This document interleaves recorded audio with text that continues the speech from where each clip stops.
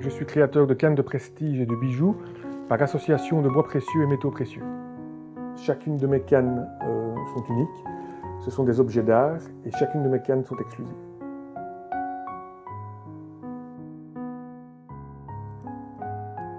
J'ai été électromécanicien et informaticien. J'ai travaillé 18 ans dans un centre de recherche, mais j'ai toujours eu la passion du bois. J'ai acquis un fonds d'atelier, et dans ce fonds d'atelier, il y avait des vieilles machines et un stock de bois précieux. Et j'ai appris que ce stock de bois précieux était destiné à faire des cannes de prestige, et c'était un stock de bois qui datait de la fin du 19e. J'ai pris ça comme un challenge, et j'ai créé mes premières cannes comme ça.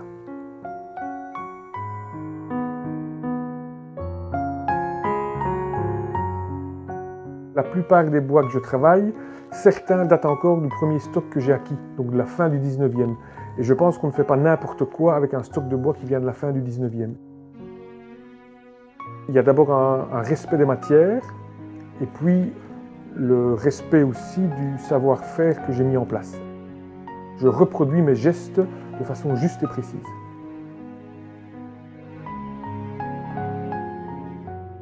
Ma principale technique que j'ai mis au point, c'est de pouvoir couler dans une noix, dans les trous naturels de la noix, un alliage en fusion.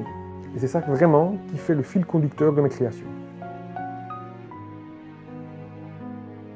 Ce qui me plaît par-dessus tout, c'est quand une noix est sertie et visuellement ne ressemble à rien, quand la gouge prend les premiers copeaux de bois et de métal en même temps. Ce travail révèle toute la fleur du bois et l'assemblage du métal qui est réalisé au niveau de la noix.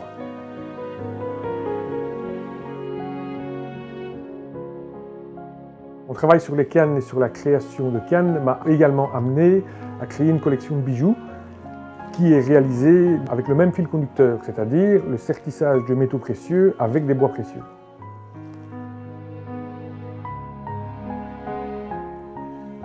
La naissance de la fleur du bois quand on commence à tourner un carnet de canne, c'est juste exceptionnel. Ma passion se révèle vraiment quand à partir d'un bois brut mis sur le tour, après plusieurs heures d'usinage, j'arrive à un tel degré de finition que ça a une douceur inouïe. Les huiles mises dessus révèlent vraiment la fleur du bois et là, je suis vraiment dans mon élément.